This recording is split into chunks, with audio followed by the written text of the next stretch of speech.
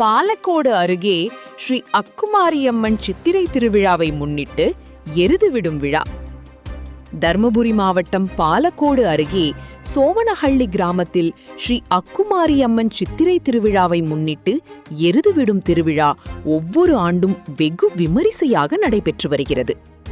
இத்திருவிழாவின் 7வது நாளான இன்று எருது விடும் நிகழ்ச்சியில் 12 கிராம பொதுமக்கள் ஒன்றிணைந்து ஊருக்கு ஒரு காளைகள் வீதம் 12 காளைகள் கலந்து கொண்டன.